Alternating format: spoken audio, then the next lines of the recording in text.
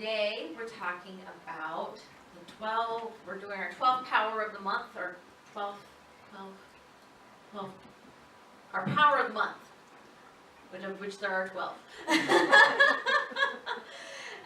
the power of the month is strength, which is symbolized by light green. Are you surprised? So, as you may recall, the 12 powers are attributes of, or are attributes of our Christness or our Godness or spiritual tools. They're like one of the elements on our spiritual Swiss Army knife. Our spiritual Swiss Army knife is made of the same stuff. It's all God stuff. It's not separate from or different from. But sometimes you need a screwdriver and sometimes you need a hammer. And they all work together, because if you're going to build something, anything more than something pretty simple, you're going to need both a screwdriver and a hammer. And some other things probably too, right? So, there's so much written and talked about the 12 powers, and I love the 12 powers because they are such a great, versatile toolkit when you're sitting there and you're going, gosh, this situation isn't working for me, or what can I use more of? If you kind of go through your 12 powers, you usually find one that you could activate to make life better for you. And like all the powers, you can use a hammer for good or for not so good, right? And there's a skillful way to use it, which doesn't involve smashing your fingers, and there's an unskillful way to use it, which might involve smashing your fingers. So the powers are like that, right? There's no, the skill of the person using them it tells you what the result is, right? So if you're using the power of strength, so we're not talking about like physical arm strength, though people think of that when they think of strength. We're talking about the spiritual power of strength, which looks a little different. We're going to talk about that. So if you were underusing your spiritual power of strength, you may be very wishy-washy, or not able to follow through on projects or anything because you just kind of And if you were overusing your spiritual power of strength, which is also a possibility, you may not be able to be flexible. You may not be able to see that the path you're going is no longer the right path anymore, and that maybe you need a diversion. You might be very rigidly held on to a project or something, that this is the way that it needs to go.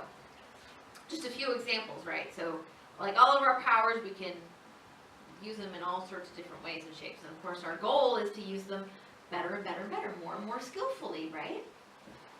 When you see someone who knows how to use a hammer, I'm really on the hammers today, apparently, who is a crafts person, they go whack, whack, whack, done. Whack, whack, whack, done, right? Just depending on how long the nail is. If it's short nail, I might just one whack. Just bam. And if you see someone who's not very skillful, it's a big mess. So our goal is to be more and more skillful.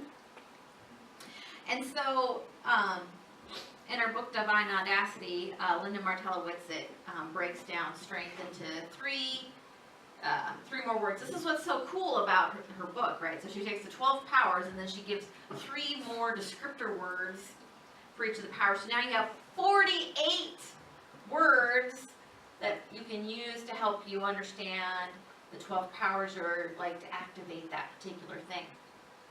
Which, with 48 words, you can pretty much cover everything, right? So the first one that she talks about is stability. Now, I'm guessing that all of you have been through the SeaTac airport. It's a very popular airport to go through if you live in Alaska. And you probably have been through the S or the N gates. And you probably have ridden the tram, Well, so Mary Ellen and I grew up going, that was the airport we went to pick up people. And of course, that was in the era before people could check on their phones and online whether or not the plane was on time. So when we were kids, we may show up at the airport and discover, you know, we've got a few hours to wait for our, whoever we were coming to pick up at the airport. And so my parents, to entertain this gaggle of children, we would, and this of course before you, when you go through security, you know, everybody could, we would go and ride the trams, you know, between the gates, right? Because that's, you know, one way to entertain yourself. And we would play the game, which you probably may have played, but you've seen people play, where you don't touch anything, right? When the train goes and stops and you're like kind of like surfing on the tram. We had to play the surfing on the tram game. We also did it when the ferries would come into dock, you know, because we kind of like, it's actually a crash landing when the ferries come into dock and they go boom, you know. Anyway, kid stuff, right? But I still play the tram game. Usually. So anyway, so that's one idea about stability, but the idea behind that, and something we've talked about in our Tai Chi class, right, is that when you are stable, you don't fall, right? And so that's one element of strength, is being so grounded in place that you wiggle with the motion instead of falling over. Sort of like some of our buildings that did or didn't do so well in our earthquakes, right? Or trees, or what, you know, in a storm, whatever analogy you want to count, that ability to have stability is one of the ways that spiritual strength shows up. So that's not necessarily talking about a physical idea, but when the inevitable storms of life blow through,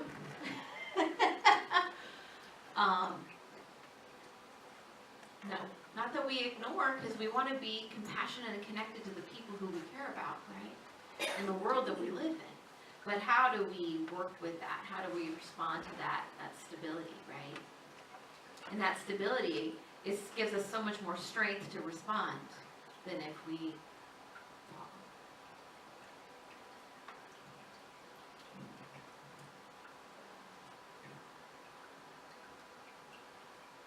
That was good. It's going to get better. Hold on. So here we go. So courage is the second word that Linda gives us for strength. And so I'm going to read to you this Facebook post that my friend Eleanor, who works with kids at the Unity Church in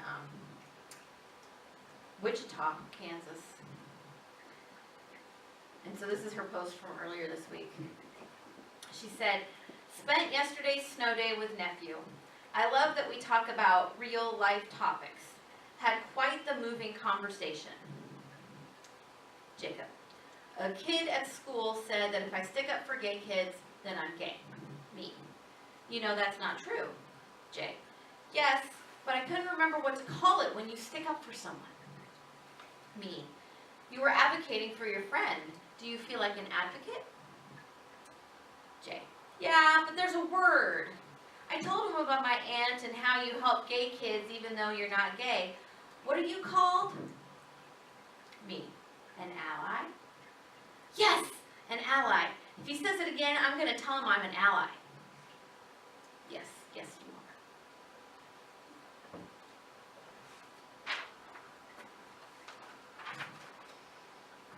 There are Kleenexes on the seats.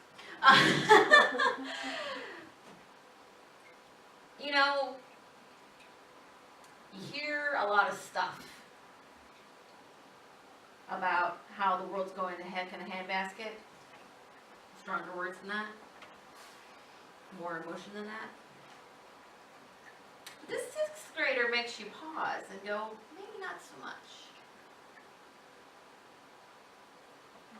Sixth grader, I'm an ally.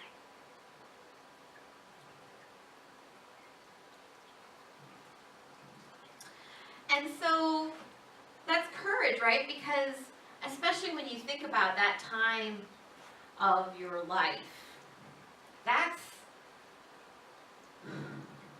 social capital is everything. And it's only going to get more so, right? And these are the times when we decide who we are and how we want to show up. And I know many people take a long time of their adult life to kind of undo some of the questionable choices they may have made at this time period of their life. And but I think he's going to be okay, right? Because he knows that it can be hard to be perceived as different, and that it's important to stand with the people who are perceived as different, and it doesn't matter what other people think about that. That's courage. That's strength.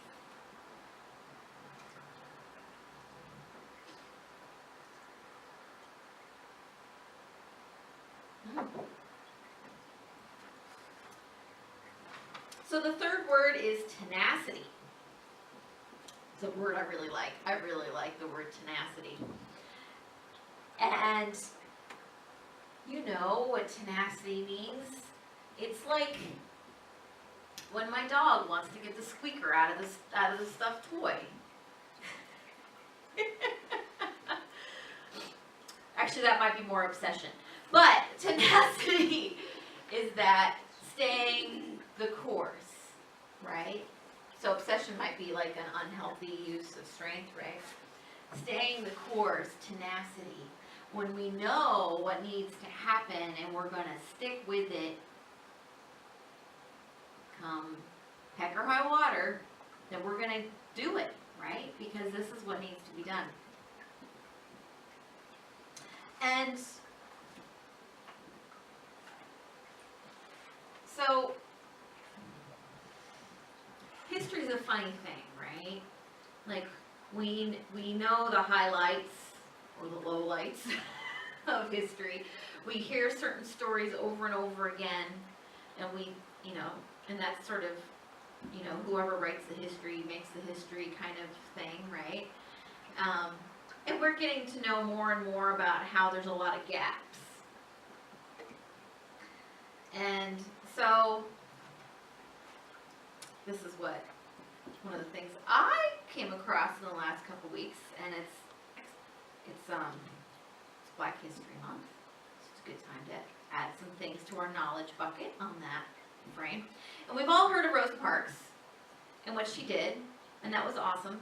But she was so totally not the first, not by a long shot. So I've got a list. This is not even the full list, not even close to the full list. In 1841, Frederick Douglass and his friends James and Bluffman boarded a bus in Lynn, Massachusetts. So these are just like lists. This is a list of people who, and we're just talking about buses or trains or public transit. That's it. That's all that I'm talking. 1854, Elizabeth Jennings Graham, 24-year-old school teacher in New York City.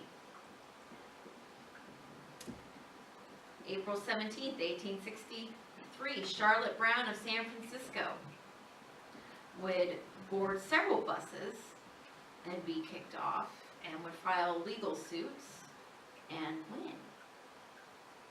Now, a number of these, there was legal suits that followed. Some would win, some would not win, but that's part of the process, right? May 4th, 1884, Ida Wells, Tennessee. June 7th, 1892, Homer Plessy, East Louisiana Railway.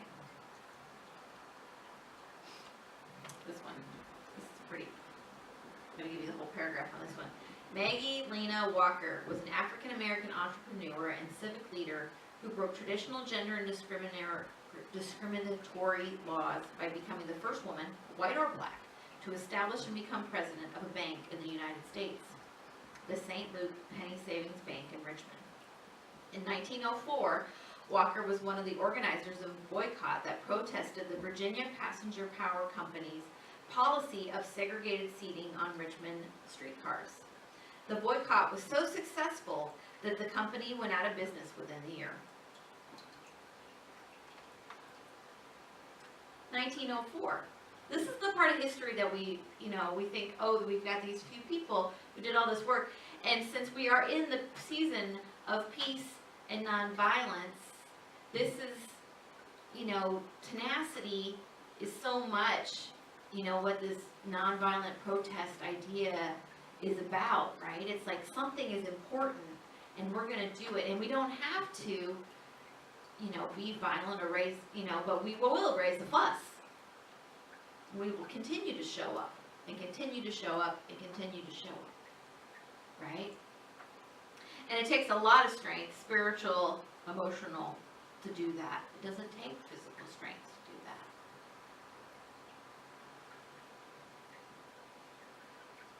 (1940), Polly Murray and Adeline McBean. You notice, a lot of these are ladies. Just saying. On March 31st, 1941, Reverend Powell of Abyssinian Baptist Church in Harlem led a boycott against two private Manhattan bus lines, the Fifth Avenue Coach Company and the New York City Omnibus Company. The bus lines refused to hire any blacks except for the job of porter. In 1939, Powell started the Greater New York Coordinating Committee for Employment, an organization that led mass demonstrations for the employment of black workers during the Great Depression. Powell's organization, with other Harlem groups, called for a boycott of the bus lines. After a one-month boycott, the bus lines agreed to hire 100 black bus drivers and 70 maintenance workers. The agreement also required the bus lines to abide by an affirmative action policy that ensured that 17% of the bus lines' workforce was black.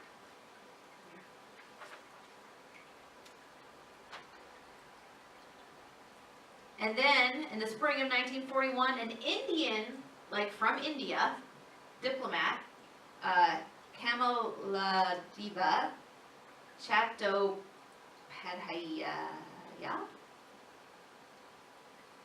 she sat in the whites-only section of a segregated train when crossing Louisiana, and they tried to make her move, and she said no. And the ticket taker knew she wasn't African American, but and she was just a few months before this, she'd been hanging out with Eleanor Roosevelt. She could have pulled the diplomat card, but she didn't. They didn't make her move, but they didn't like it. And it goes on and on and on, including a 15-year-old in 1955 who was arrested for refusing to give up her seat 9 months before Rosa Parks, 15 years old. It's exciting to me to hear these stories about people, and those are just like the little blips about people, because of what they say about the human spirit and what they say about knowing your truth. Knowing that something is not fair and right, and it is mine to do something about it. Many, if you read a little bit more about the stories, they said, well, when they told me to get off, I knew this was the moment, And sometimes it's like that, right? We're showing up to life, we're just going about doing our thing, and something happens and we're like, oh, it's my time to do something, right? And there's a spirit, we all have probably had that moment where you're kind of like, maybe I'll just go over here. Or at least in your mind you think, maybe I'll just not, right?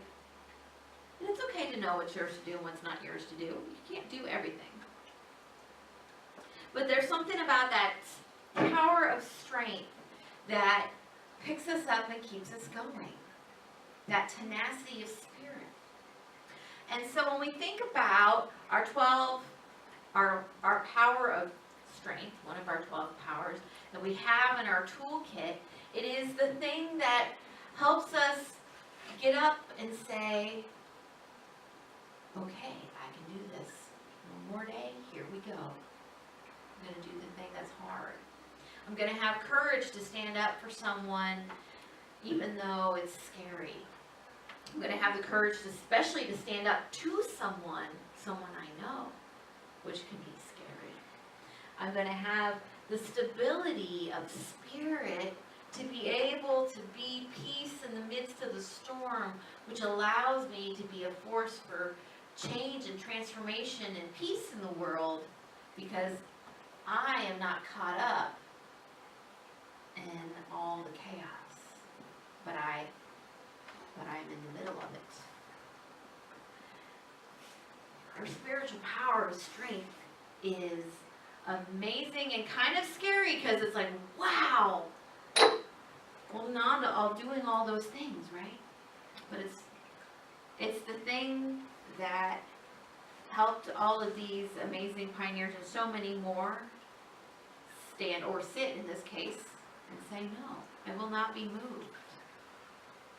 To let Jacob say, I'm an ally, and you're not going to pick on the people I care about, or the strangers I care about, for that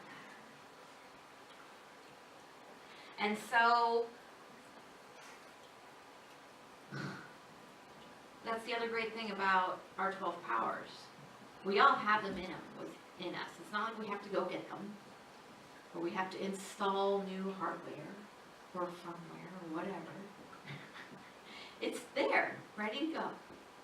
And so we activate our powers by just doing them a little bit better, right? If we realize that maybe we're not using our powers in the most skillful way, we do a little bit better, right?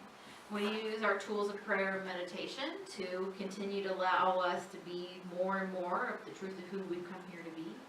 We use our tools of affirmations and denials